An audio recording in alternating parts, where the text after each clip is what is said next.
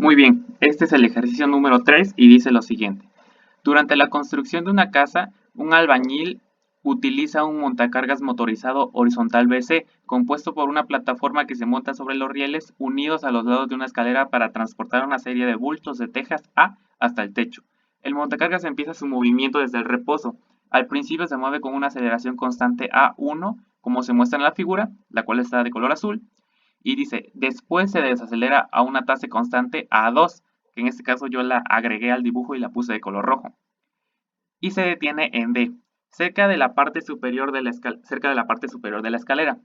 Si se sabe que el coeficiente de fricción estático entre el bulto de tejas y la plataforma horizontal es de 0.3, determine la aceleración máxima permisible A1 y la desaceleración máxima permisible A2, si el bulto no debe resbalarse sobre la plataforma. Y bien, para empezar a hacer este problema, comenzaré por calcular la aceleración 1 y para hacerlo primero dibujé el diagrama de cuerpo libre. En el diagrama de cuerpo libre, para empezar, notamos dos fuerzas que van de cajón. La normal, que tendrá esta dirección, y el peso de nuestro cuerpo A, que tendrá esta otra dirección. Y adicional a esto, sabemos que la aceleración A va a generar una fuerza debido a la masa del cuerpo A. Y esa fuerza va a ser igual a la masa A multiplicado por la aceleración 1. Y esa fuerza va a tener dos componentes, tanto en el eje Y como en el eje X. Este va a ser su componente en X y este va a ser su componente en Y. Y aquí suena medio raro porque si la aceleración A tiene una dirección hacia arriba y a la derecha, ¿por qué las componentes de la fuerza van abajo y a la izquierda? Y esto es por la inercia que tiene el cuerpo A. Es parecido a cuando estamos en un auto que se encuentra quieto y empieza a acelerar para avanzar. Sentimos como que tenemos un jalón hacia atrás, aunque el auto se empieza a desplazar hacia el frente. Y por eso es que las componentes de las fuerzas van hacia abajo y a la izquierda. Muy bien. Ahora sabemos también que hay una fuerza que se opone al movimiento en el eje X, que es la fuerza de fricción estática.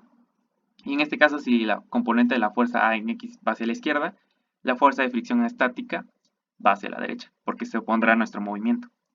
Y ahora, esta es nuestra ecuación de sumatoria de fuerzas en el eje y la sumatoria de fuerzas en el eje X. Aquí hay algo interesante, no las igualé a la masa por la aceleración en ninguno de los dos casos, porque se supone que nuestro bulto no debe resbalarse sobre la plataforma, y esto quiere decir que la sumatoria de las fuerzas van a ser cero, es decir, nuestro bulto va a estar estático sobre la plataforma BC.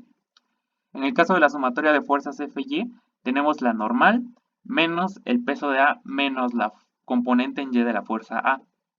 Despejando la normal nos quedaría de la siguiente forma. Y ahora ponemos los valores del peso de A y de la fuerza A en Y. El peso de A va a ser igual a la gravedad por la masa A, la gravedad es 9.8, y la componente en Y de la fuerza A va a ser igual a la aceleración por el seno de 65, que es la componente en Y de la aceleración, por la masa A. Y ahora simplemente vemos que A se repite, entonces la factorizamos y nos queda de esta forma. Ahora en la parte de abajo, para la sumatoria de fuerzas en X, simplemente despejamos la fuerza de fricción y nos queda que es igual a la componente en A, componente en X de nuestra fuerza A. Y de aquí sustituimos por su valor. Sabemos que en la fuerza de fricción es igual a el coeficiente de fricción estático multiplicado por la fuerza normal, y sabemos que la componente de la fuerza en A, de la fuerza X, la componente en X de la fuerza A es igual a la componente en X de la aceleración multiplicado por la masa A. Y ya tenemos dos ecuaciones, sin embargo tenemos tres incógnitas. Entonces, ¿cómo lo vamos a resolver? No conocemos la normal, ni la aceleración 1, ni la masa de A. Pero aquí descubrimos que tenemos despejado nuestro valor de la normal, y ese valor de la normal es el mismo que en la ecuación de abajo, por lo cual podemos sustituir nuestra ecuación que deducimos de la sumatoria de fuerzas en Y en nuestra ecuación que deducimos de la sumatoria de fuerzas en el eje X.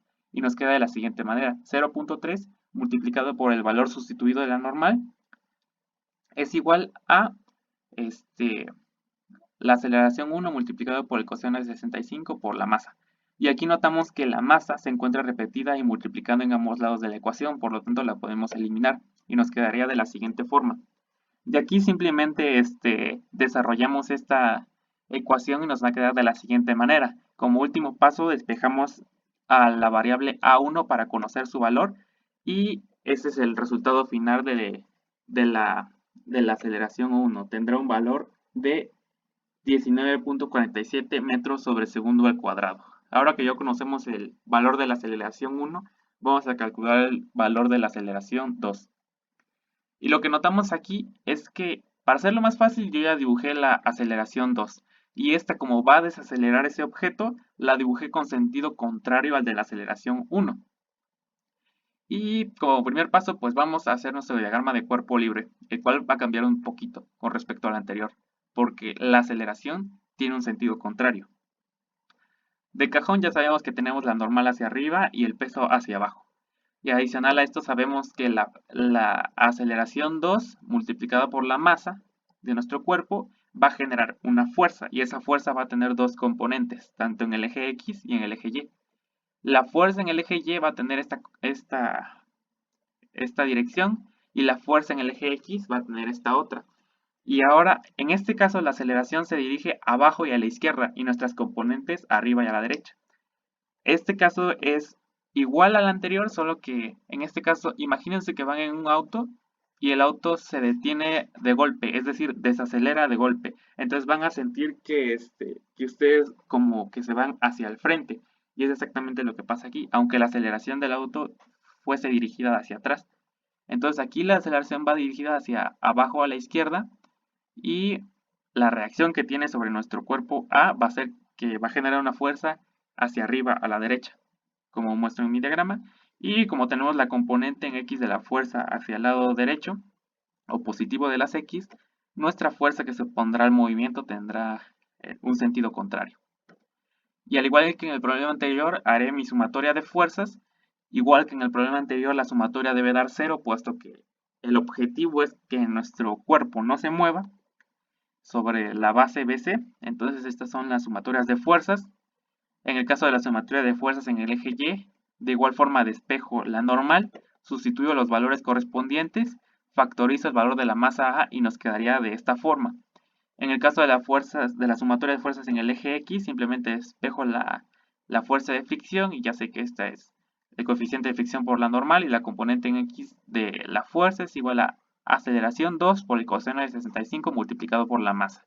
Y igual que en el problema anterior nos quedan 3 incógnitas y 2 ecuaciones, pero sabemos que este valor despejado de la normal nos puede servir en esta otra ecuación, porque el valor de la normal es el mismo.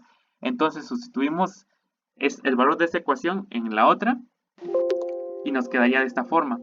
0.3 multiplicado por el valor sustituido de la normal es igual a A2 por el coseno de 65 grados por la masa A. Y notamos que tenemos la masa A en ambos lados de la multiplicación de la ecuación multiplicando. Entonces simplemente la eliminamos y nos queda de la siguiente forma la ecuación.